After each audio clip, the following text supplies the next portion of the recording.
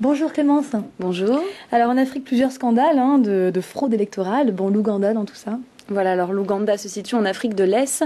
Yoweri Museveni est le président du pays depuis 1986. En mars 2011, il a été réélu sans surprise pour la 4e fois. Son principal rival l'accuse d'avoir orchestré des fraudes. L'Ouganda est une ancienne colonie britannique. Le pays a acquis son indépendance en 1962. Donc, sous la dictature d'Idi Amin, 300 000 opposants au régime ont été éliminés. Les chrétiens étaient aussi soumis à de fortes restrictions. Ils étaient sévèrement persécutés. Donc aujourd'hui, la population est en majorité chrétienne et pratiquante. L'Église en Ouganda doit relever un défi, se montrer unie face à la montée de l'islamisme. Et donc je souhaitais justement vous partager un témoignage, celui de Ruth. Donc Ruth est une maman de 6 enfants.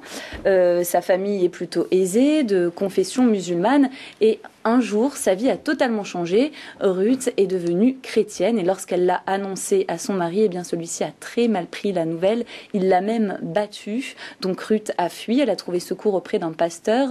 Ses 6 enfants l'ont rejoint et se sont également convertis au christianisme.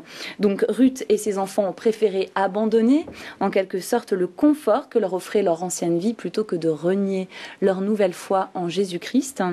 Ruth était tellement convaincue par le message de l'Évangile, donc qui raconte notamment l'histoire de Jésus-Christ, vivant, venu pour donner sa vie afin que chaque personne puisse avoir la vie éternelle. Ruth croyait tellement fort dans la pertinence de ce message qu'elle continuait à en parler jusqu'au jour où elle fut empoisonnée, probablement par un proche de son mari.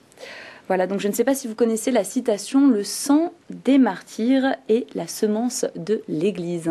Voilà, cette phrase se vérifie en tout cas dans l'histoire de Ruth parce que lors de son enterrement, le pasteur a raconté l'histoire de cette mère de famille et quelques personnes donc se sont intéressées au christianisme suite à ce témoignage-là.